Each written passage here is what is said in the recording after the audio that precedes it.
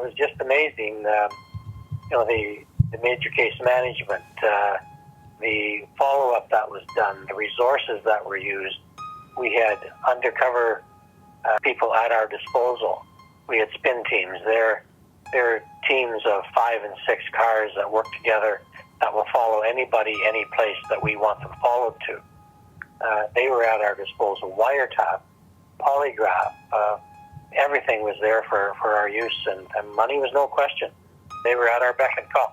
Not that I had the pull to get them in, but the detective inspector that we worked with, they do.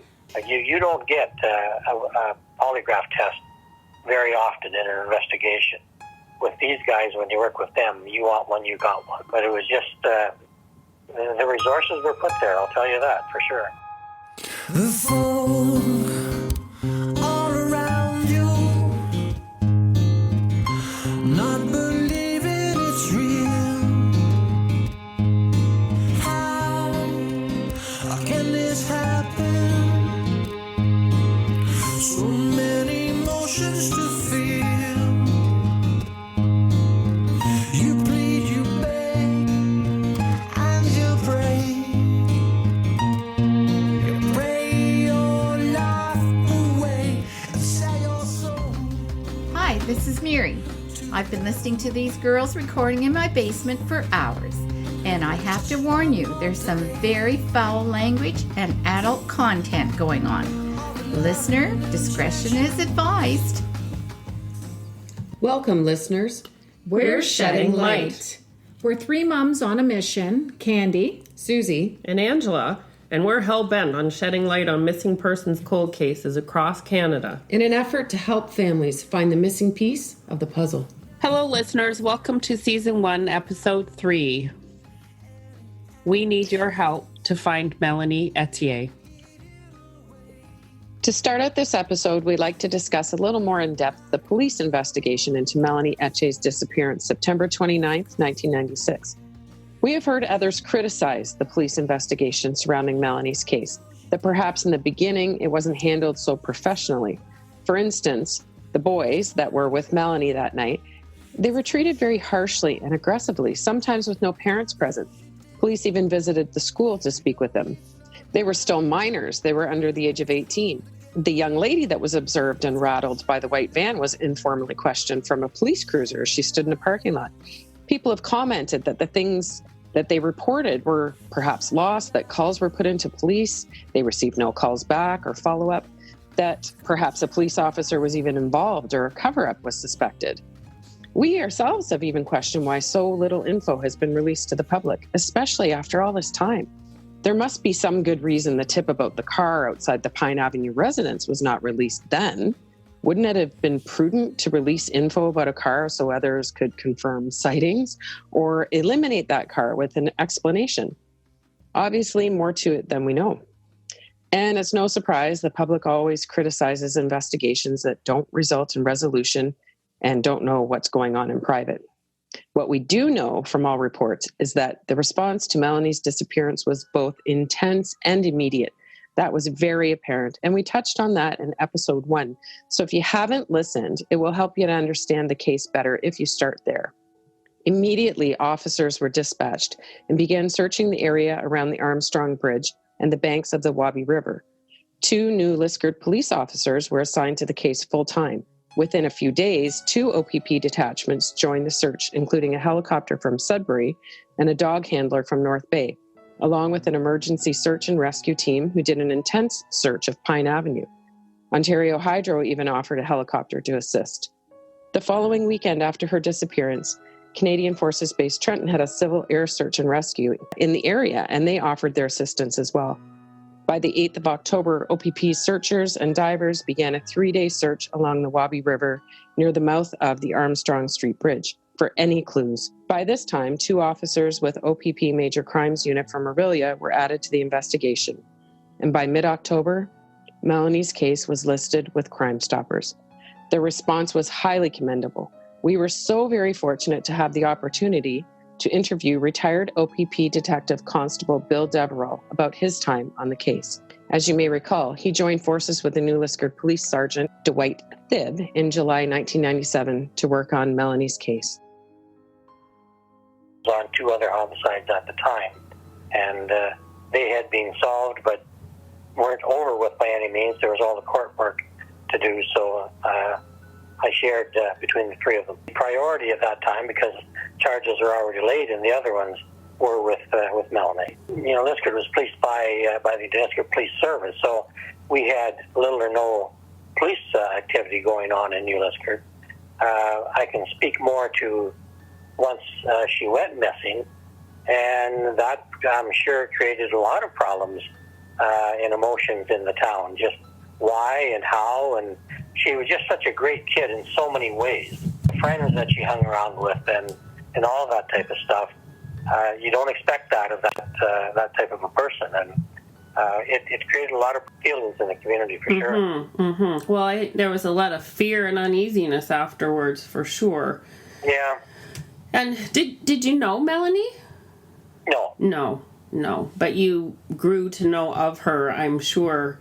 Very much so. Working on the case. And how long did you work on that case? Till the day I retired, December 31st, 2002. Do you recall approximately how many suspects you might have interviewed during that time? It would be definitely in the hundreds. No problem saying that. And when we interview someone, it's not like television where you get a few words out of their mouth and you say thanks and run away. You sit down and spend the time, and everything they tell you gets written down on a statement, a interview statement. So a lot of work, very tiring. It's the only way you can do it, and it's a lot of work. I would say right now it is a complete mystery right now. Mind you, I'm only basing that on when I left, and it was a mystery up to that time. I am assuming it still is. Is it solvable? All cases are solvable. Mm-hmm. Will it be? I have no idea. There's something that police services are accused of all the time, and that's tunnel vision. Mm-hmm. Tunnel vision being we get a set of ideas in our mind that you did it, and that's the only thing we work toward, is to proving that you did it, and we ignore any other tips that come in. Well, that's certainly not the case anymore, maybe have been in years gone by, but we have had very strong leads that we thought were strong at the time, and worked like hell to get them to their end, either by charges or by, well, they're not the person, and we've got to move on. Mm-hmm. So we never stopped having tips come in. And again, like television, anytime there's a tip that comes in, it is followed out to everything you can get out of it. Mm-hmm. You don't ever take the chance of saying, well, that doesn't sound right, I'm not going to bother with that. Because you don't know where it's going to go. It's way too often that it'll come to court when charges finally are laid, and the lawyer will say, did you have a tip that came in on Mr. Smith? And you'll say yes. Then did you see Mr. Smith? No, we didn't think it was a credible tip. Mm-hmm. And then your lawyer is going to say, well, maybe that's the person that did it. How can you say my client did that? So it's all the tips that come in are followed through on. Some were far more credible than others, and we spent much more time on them, and there was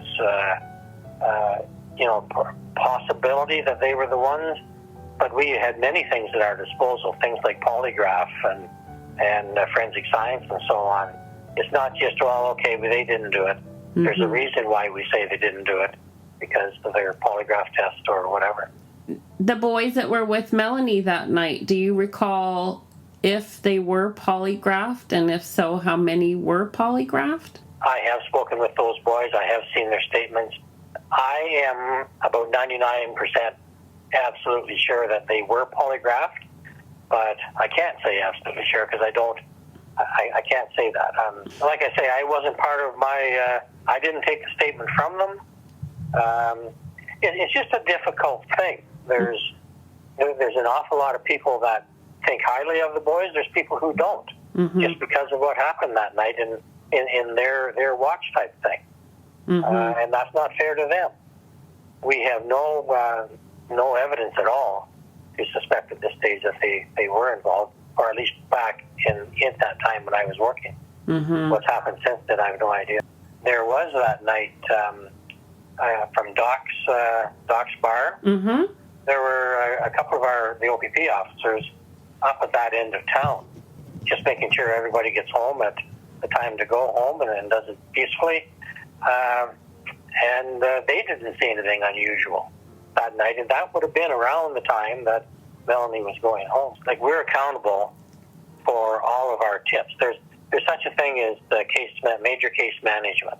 Mm-hmm. That back in those days, it was a relatively new thing where detectives went through, and you're very, very accountable for every minute that you're on the job and all the things that you do.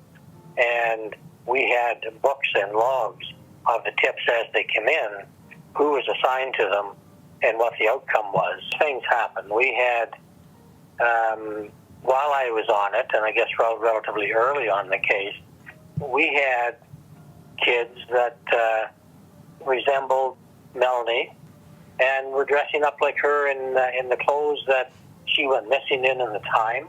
Wow. Were seen on the highway, and tips were called in as to, wow, we've spotted her, and it all turned out to be stupidity on their part.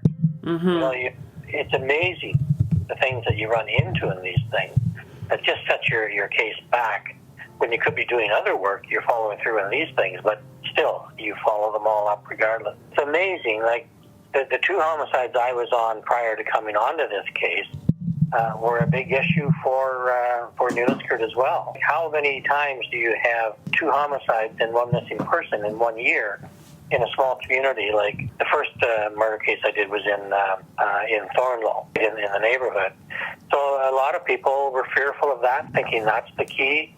And those are the cases I worked and knew them inside out, interviewed the suspect time and time again, knew it all through the court, and there was never anything that tied them to this case either. Mm-hmm. But a lot of people will swear up and down that that's the missing link. What amazed me, and it was an eye-opener for me, and like I say, I'd done 3 murders before that, but this is the one that I've never seen so much resource put to, and that speaks well of police services to be able to do that.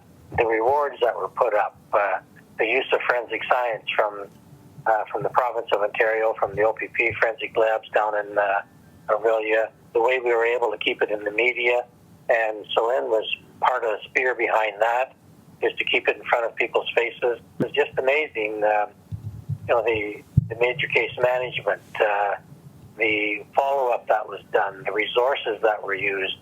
We had undercover people at our disposal. We had spin teams. They're teams of 5 and 6 cars that work together that will follow anybody, any place that we want them followed to. They were at our disposal. Wiretap, polygraph, everything was there for our use, and money was no question. They were at our beck and call. Not that I had the pull to get them in, but the detective inspector that we worked with, they do. You don't get a polygraph test very often in an investigation. With these guys, when you work with them, you want one, you got one. If you're speaking with Celine, say hello. I will. Thank you, Bill. Strongest lady I've ever met. Very much so. Incredible strength. She loved but hated to see fall come, because the leaves come off the trees and hunters are in the bush and might find Melanie. She didn't like the spring because the snow was gone and the grass was brown, and it might happen, but she was also more hopeful that she would be found. But tough lady, I'll tell you. Wow. I don't know about you listeners, but we had no idea the number of man hours that was put into Melanie's case.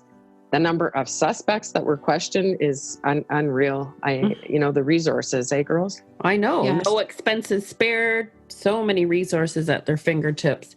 It's so impressive and so enlightening, because we didn't know any of that. And it really changes one's perspective of the whole investigation. We should say kudos to the Ontario Provincial Police. They should be commended for the work they did on Melanie's case back then and have continued to do for over 2 decades now. So Bill shared a few very interesting details with us there. Apparently there were 2 OPP cruisers at the top of Armstrong Street, where Doc's was.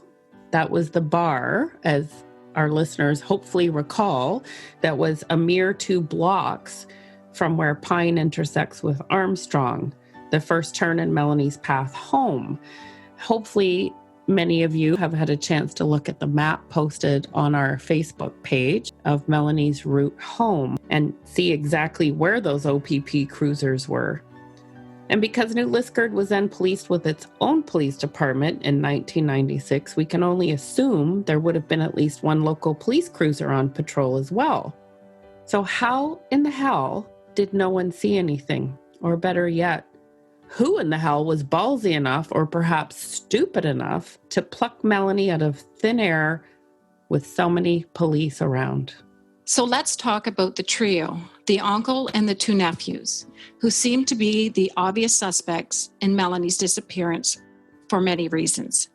We spoke with someone who was close to the uncle and family through childhood and teen years. All these years, I tried to find out where he was in prison because I wanted to be able to look him in the eyes and ask him if he knew where she was. I'd like to know when he's getting out is what I'd like to know. Hopefully he's never getting out. Hopefully he has behaved so badly in prison that they have deemed him a dangerous offender. I don't know. Oh my God, his father was horrible. Like, you know, it was no loss. I'm sorry for anybody who was related to him, but it was no loss when he died. It was absolutely zero loss. It Just was like, not oh a my nice God, man, thank God my cousin is finally free of that monster. If they are indeed guilty, then why haven't they been caught or arrested? We have heard from many different people about many different stories, all featuring this trio. We were informed that a young lady incarcerated in a juvenile detention center with the teen arrested for the Gauthier murder was told by that teen that he was involved in Melanie's disappearance and murder. We've been told the young man who went missing after Melanie and was found murdered more than a year later was at a party sometime in the 6 weeks between Melanie's disappearance and his own, and reportedly told a young man there that he had helped put someone through a wood chipper. We have heard from 2 individuals that an acquaintance of theirs on their deathbed told them a story about his cousin taking, raping, and killing Melanie and disposing of her body through a wood chipper. Again, this deceased man is a relative of the trio. We have heard many variations of this theory, the basic story remaining the same, but taking place in various locations. Loose lips sink ships, as the saying goes, and sounds like there was no shortage of bragging. Apparently, according to court transcripts, the uncle was a bullshitter. Even his cousins that testified on the stand said that he had bragged about the previous murder, but they didn't believe him.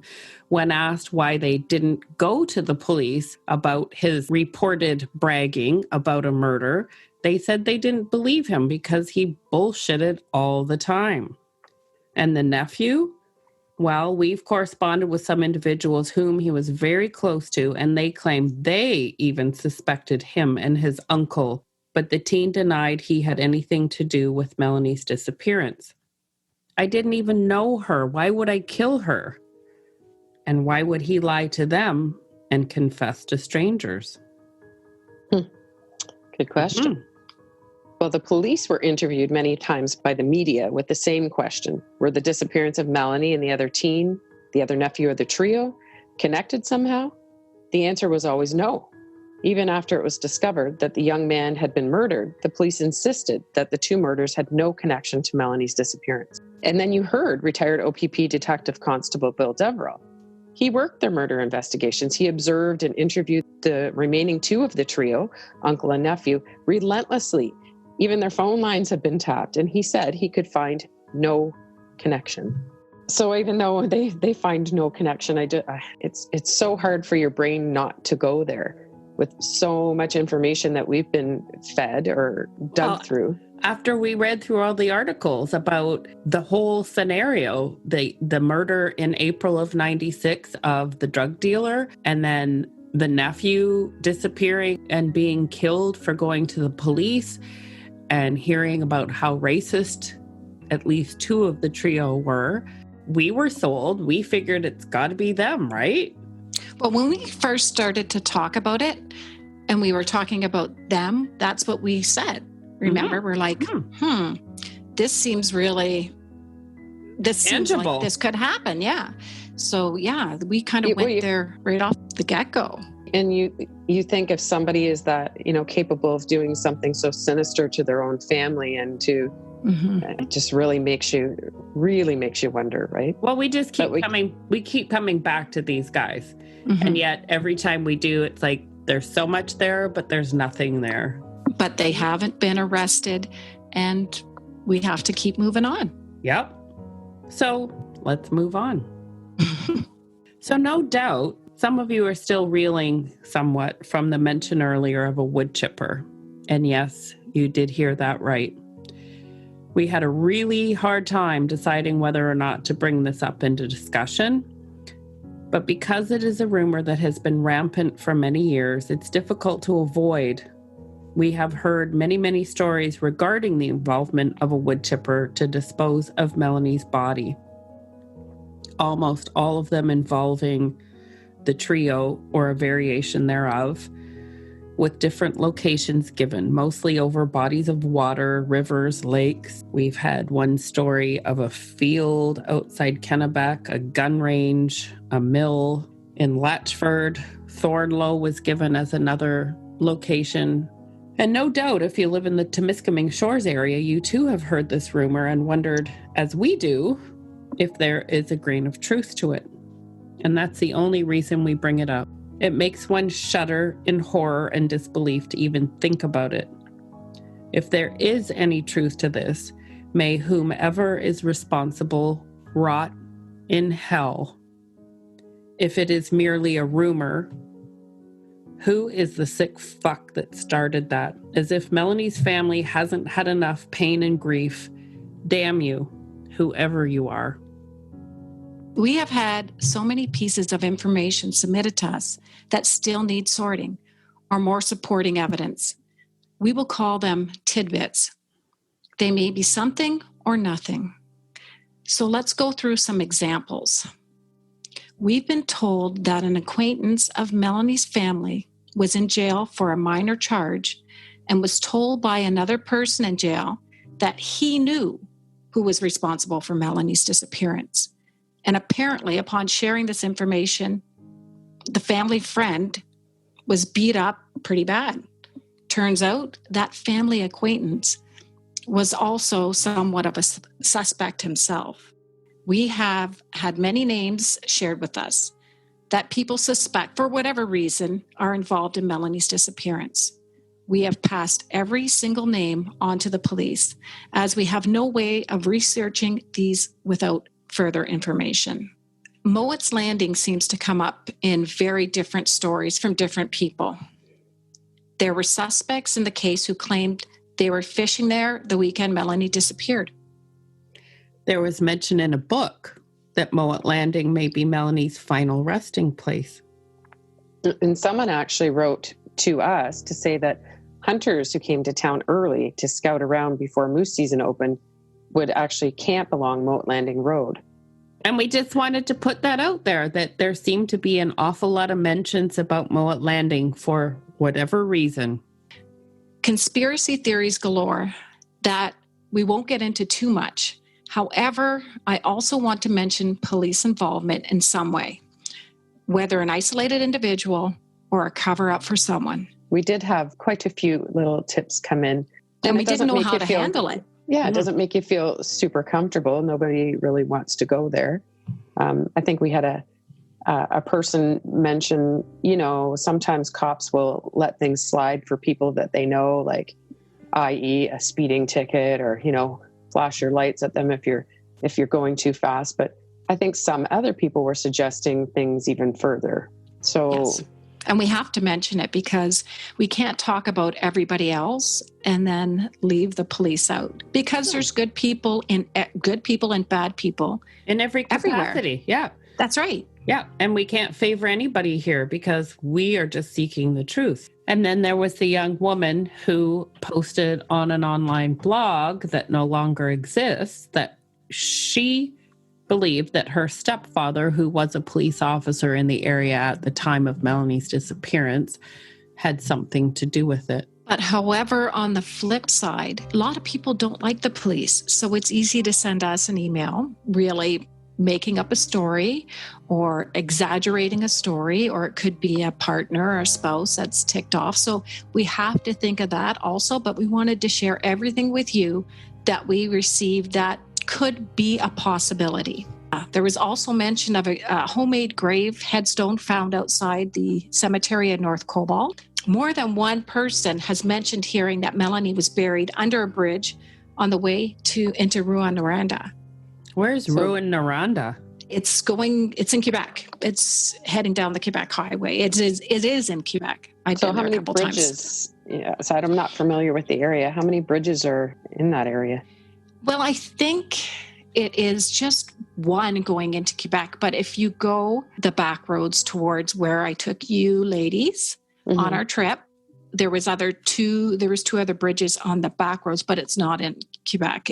There's the Blanche River has 3 bridges. So that's why I kind of think of that place, but it could be any one of those bridges that people are talking about. So I think we need to take a little break and maybe let our blood pressure ease up a bit. It's a lot of intense stuff for our listeners to absorb and even for us to absorb. We thought it was important to let our listeners know that we're recording this podcast via Zoom from 3 different locations. So due to COVID and just us being moms and having our own lives. So I thought it was kind of interesting to let you know that sometimes I may be inside a closet with a pillow propped up to prevent echoing and the sound of my lovely neighbors who like to mow their grass every time we record. Or knock on your windows. Or knock on my windows because they're coming into my neighborhood for a bike ride. Sometimes Candy has to stop recording to divert family, kids, dogs, cats, everything from walking in on her and her neighbors outside honking their horns. And sometimes Angela has to tie a scarf tightly around her headphones to prevent feedback while cutting off the circulation to her head. Can we post a picture of this online? Yeah. I want to post a picture. You have to see this. It's such a good thing that we are not showing video and that we're just recording our voices. So maybe we're a little hard on ourselves, but we want you to know that we're trying our best under the circumstances. And it can only get better, folks. We apologize for sometimes the sound quality. We're not there yet. Sometimes our Wi-Fi is like, if we have to leave a room to go quickly record somewhere else under a bed or in a closet, the Wi-Fi connection weakens and then we sound robotic. Yes, so I did. We apologize, but like we said, it'll only get better. Thanks for listening. So from all accounts, it sounds like it is possible that there were 2 questionable vehicles spotted that night. The car approaching Pine Avenue and the van. The car may be scouting for someone, one covering for the other. Were they working together? Was one or both related to Melanie's disappearance in some way? There was a recent tip that there was a white car seen around town the night of Melanie's disappearance. The strange thing is, it has lights off. So this vehicle's spotted, its lights are off. It was thought to be an older model Mercury Topaz or a Ford Tempo. Both of those vehicles began manufacturing in 1984 to 1994. So rack your brains, people. We need your help here. Yes. Do you recall any vehicles you may have seen that night driving around with their lights off? I don't know if those models had automatic lights back then or if you could actually shut them off or if you would have had running lights. But for that vehicle to be noticed with no lights is pretty odd. Yes.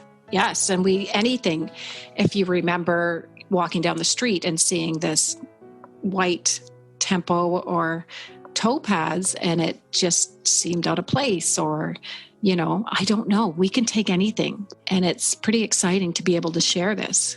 I did a little research on cars in that era, and there weren't a whole lot of cars like there are these days. And Oldsmobile 88 also came up. It was a car manufactured about the same time, very similar. And you talk about the lights being off. And I actually spoke with a woman this week who shared a story with me. And unbeknownst to me before that was, and maybe you girls aren't aware of this, but for a car to drive around with its lights off, at least a modern day car, if you have your emergency brake on just ever so slightly, all your running lights go off. You're in the dark. Mm-hmm. And apparently this is a trick that police use sometimes to sneak up on you. And all news to me. Yeah, I've never heard of that. Mm-hmm. Interesting. Mm-hmm. Very interesting. So, just to repeat it, there was a white vehicle with its lights off spotted the night that Melanie disappeared. Mercury Topaz, Ford Tempo, possibly an Oldsmobile 88. You know anybody that had one of those back then? Give us a call. Sadly, though, we have had many stories and opinions shared with us about New Liskeard and the surrounding area back then. And it wasn't just the trio who were guilty of racism in the small northern Ontario town. We've been told stories, we've read in online forums and social media posts that some white supremacist groups were active in that area at that time and were either causing a ruckus or holding a meeting in a local restaurant in the days before Melanie's disappearance. Look him in the eyes and I know when he was bullshitting. And I don't think he was bullshitting when he said about rounding up black people and taking them up north.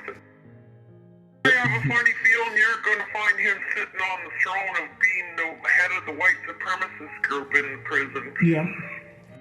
The response from the community and the surrounding area has been overwhelming. I am shocked. I'm elated that so many people have come forward. We have numerous texts. It's been amazing. Emails. We have felt the love from the community. They want this solved. They want to help us. And it's amazing and it's overwhelming. And they really care about Celine. They care about Melanie. They care about the community having some closure. It's fantastic. It's affected everybody. So many. Yeah, it's affected everyone.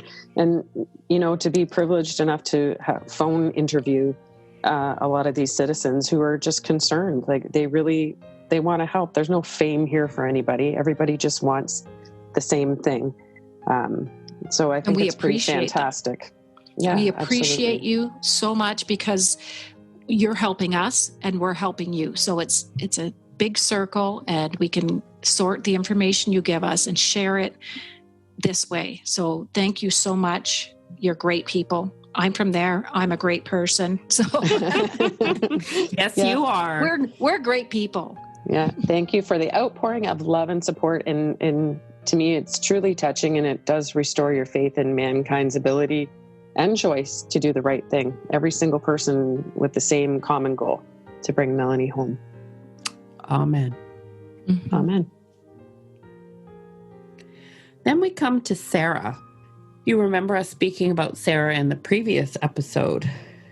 And Sarah was one of the 3 young black girls in town at the time. We heard many reports of Sarah hitchhiking after Melanie went missing. There may have been other hitchhikers, the other young black girl that lived in town, as they chummed around together as well. And we heard that Sarah started dressing up like Melanie. She started wearing the same clothes. I think she even put hair extensions in. It might have been both of them. So I just don't want to narrow in on Sarah because I did hear that both of the girls got hair extension. I could be wrong, but I wanted to share it because that's what I have heard.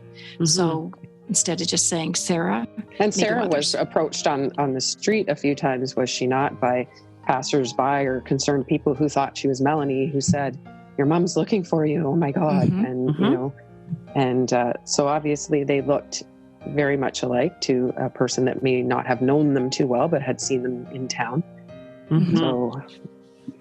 So from all accounts, what we know, Sarah is now in Vancouver. And we feel that she may hold the key to Melanie's disappearance. As you know, as we discussed previously, Melanie's disappearance could very well be a case of mistaken identity, and we think it's highly likely that she was mistaken for Sarah. Sarah left for North Bay shortly after Melanie disappeared and the nephew of the trio went missing. And we've had some mixed reports about that. How shortly after? It could have been weeks or months that she moved away. We've spoken with her mom, and her mom moved to North Bay in 1998. From there, Sarah moved to Vancouver on her own, and she's slowly been disappearing from her family. They've been unable to reach her, and they're terribly, terribly worried for her safety. Some believe she hung out with a good crowd. Some say bad. And girls, I mean, think back to your high school days. Did you hang out with a good crowd or a bad crowd? It was a mixed bag. If you did sports, you hung around with some of the people on the sports teams. But then, if you go hide and have a cigarette, you'd hang out with the smoking crew. It was all over the board. I don't think any of them were really bad, but there was a separation sometimes. Oh, yeah. I had a real diverse group of friends. Yeah, and being my older sister, I got to enjoy some of those friends too. So if our mom's listening, she should plug her ears. But we had a very diverse group of friends, and some of the things we did, I'm not proud of. But so it doesn't mean we're bad people. No, and I am grateful every day that, I took the path that I did, because I could have very well taken a very different path and ended up in a very different life. So absolutely, we found it very difficult to get a concrete answer as to whether Sarah actually hung out with the murdered nephew of the trio, or if he and his half-brother merely supplied her drugs, because we've heard there is some connection. We have heard that the murdered nephew was perhaps attempting to do the right thing and go to the police. Was he Sarah's friend? It's quite possible. We also have had many people tell us that he didn't have that horrible racist streak his uncle did. Sarah's mother continues to search for her daughter's exact location so that she can keep in touch with her. She last heard from her during a brief telephone message in February of this year, and she wonders daily whether her own daughter is dead or alive, swallowed up by a life of drug addiction. We have attempted to contact Sarah at the many phone numbers her mother had for her, but to no avail. We also know Sarah has a child who now lives with the father of the child, and Sarah has a half-brother. And Sarah had a former stepfather who we have read was involved in the drug world. Maybe one of them can help us find Sarah. Well, I know one address that her mother shared with us that she had for her, and she couldn't remember exactly from what point in time, was 36 Blood Alley in Vancouver, which is actually the old Stanley Hotel. And the hotel has been converted into, was converted into a shelter for the homeless. So that would have been the time, I'm assuming, that she stayed there, resided there. I do believe in 2015, they started plans to revamp the place. I don't think it actually started taking place until 2017. So it would have been vacant with proposed plans from a new developer to restore it to low-income units. So where she's gone from there, we have no idea. And this is a long shot, but if any West Coast folks are listening, perhaps you work in the Blood Alley area in Vancouver. Maybe you are a worker in a shelter. Maybe you know a 40-year-old Black woman that goes by Sarah or Sierra that is homeless and using drugs, living on the streets. If so, we need your help. Sarah's family want to hear from her, and so do we. Sarah, if you're listening and you're out there someplace, come back to Ontario where you have people that love you, family, friends. All my love, Mom. If you make a difference for one mother and that mother finds peace with knowing if her child's alive or dead, then there's hope for me too, because I can't imagine what she's going through. I haven't spoke to mine. I know she was alive, so there's a difference. I didn't know for a long time, but I do know now, so I feel differently about it. But not knowing it could be pure torture, looking in every corner all the time, That's got to be hard as can be. I can't imagine the pain and the suffering that the woman's been through this many years, and nobody seems to be able to get anywhere. This is where you, the public, can help shed some light. Maybe the perpetrator is dead. Maybe the perpetrator or perpetrators are in jail. Maybe they had said something to somebody, and maybe that somebody is you. And you always thought it was bullshit. Maybe you were hearing Melanie's story for the first time, and something about it sounds familiar. We thank you for sharing. Sharing is caring. And we are asking you to go one step further and talk about this. Talk about it with your neighbor, with friends or family that lived in New Liskeard or the area at the time. You think of something so minuscule that you wouldn't want to bother police with it? Don't keep it. Share it with us. Share it with Melanie's mom, Celine. Share this podcast far and wide. For all we know, he or she or they may be in jail or on another continent, or maybe they shared a cocktail or two with you on some tropical vacation or cruise. Who knows?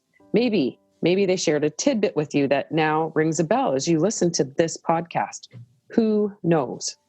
Somebody knows, and they could be anywhere. If someone local did this, someone else knows by now. They must. Who can keep that secret all to themselves all these years? Who is or are the sick bastards that can watch a mother grieve all these years, bereft of the life she should have, could have had, and should have shared with her daughter, Melanie? If Melanie's disappearance was due to the actions of more than one person, how can they live all these years looking over their shoulder, waiting with bated breath for the other person or persons to turn them in and make a deal before the tables are turned? Because ultimately they will. Someone will turn on someone, or maybe they too have been silenced. Can't you feel the walls closing in? Like, can you imagine if you're the perpetrator out there? How do you feel right now? Do you feel scared? How would you feel, girls? Well, I feel like something like this podcast is stirring things up. People are talking now, and people are starting to remember things, and people are actually just sick and tired of it being so long. There's so much support for Melanie's mom and family, and they just all want her to come home. Her disappearance has affected so many people.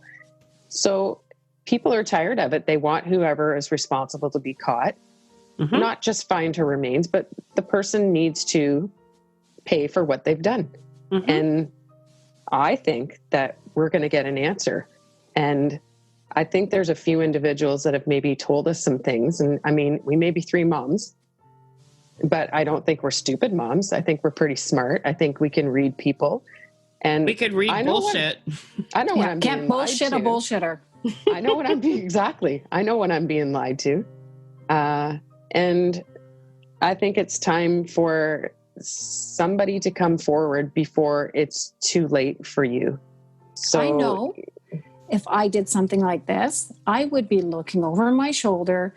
I would be the one that would go, should I go first? Because you got a lot now. It's been 20 years. So I'm sure you've got either kids, grandkids, something that you could really lose. So I'd turn myself in and pray for the best and do that. That would be me. I wouldn't live with that karma. There's no way.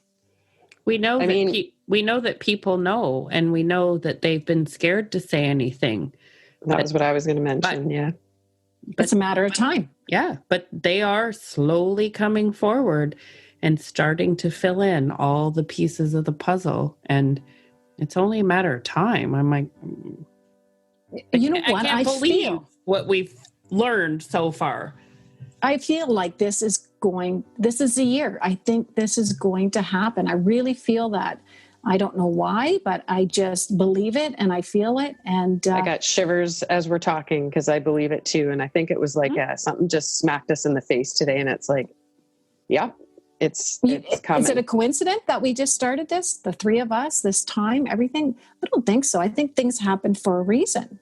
And I think there's a higher power saying, hey, girls, we know, we'll help you. I don't know. Listen up and pay attention. Well, and that's the thing. We don't know all the answers. We're appealing to you, the public, because you out there, all of you know all the answers.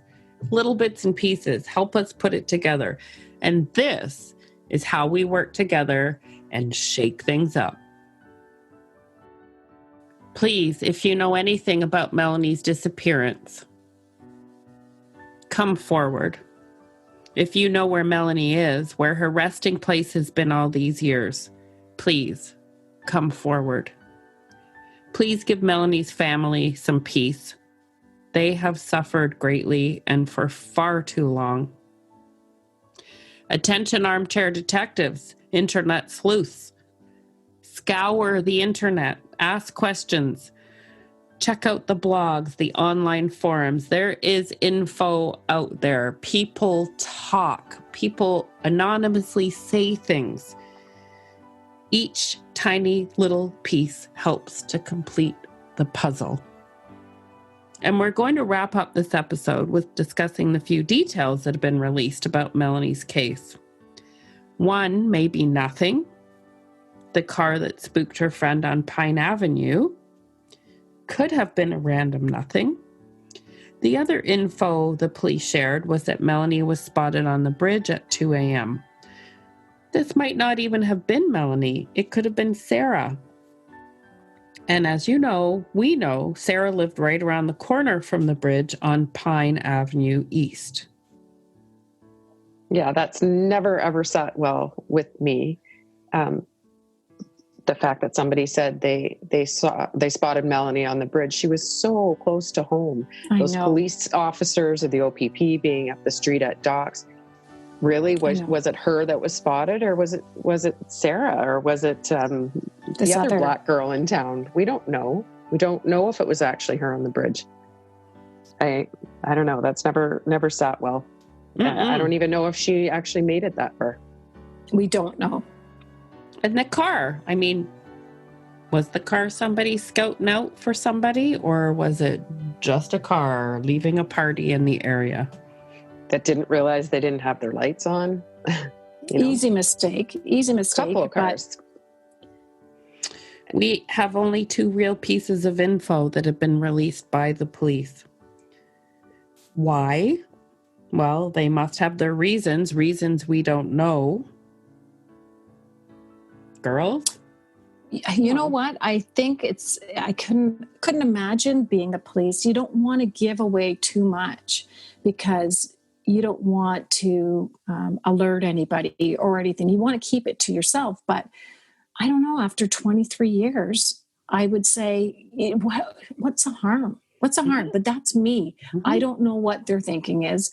But just as a mom and as just, someone that cares, I want to know. Help me. I want to help you. Help me help you. I'll tell you right now, if it was my kid, there'd be such mixed feelings. You don't want to jeopardize an investigation. And, we did hear from Bill Deverell, and we know how intense it was. So we know they've tried everything. We know they've followed every lead, every tip. They still continue to do so today. They're getting new tips. I don't know.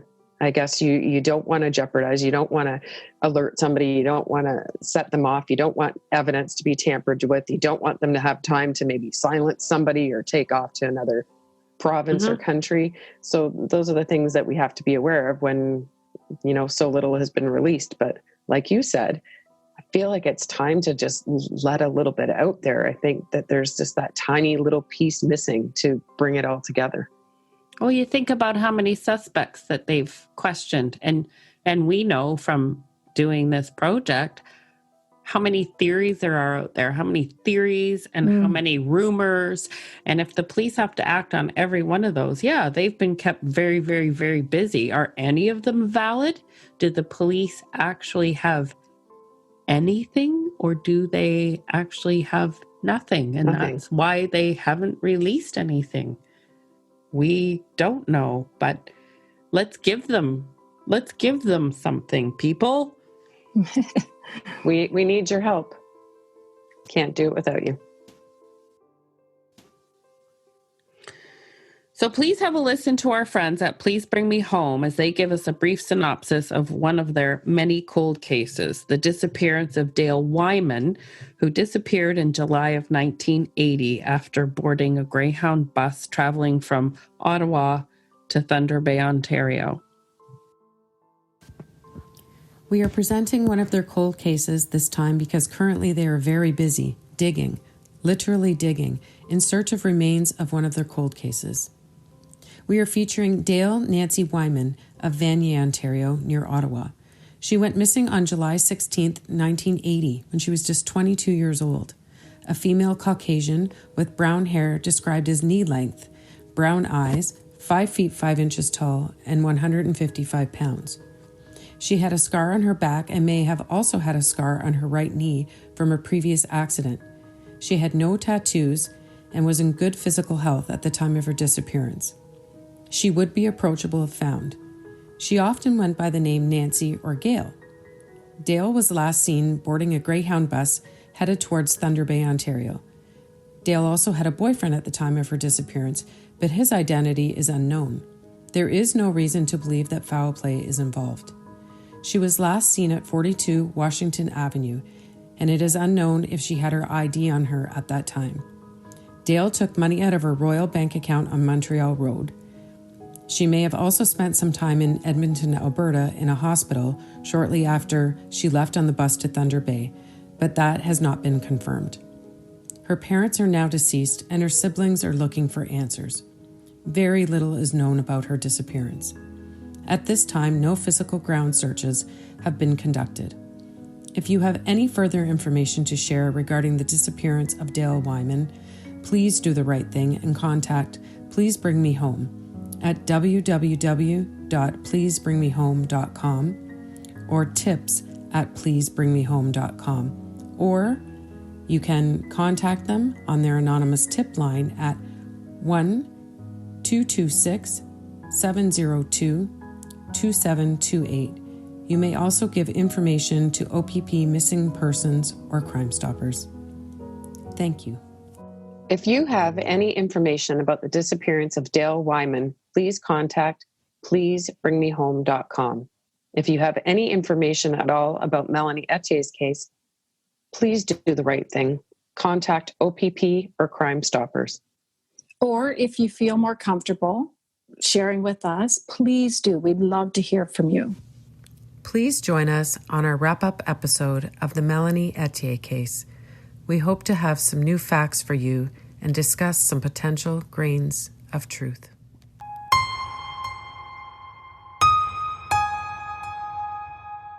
The fog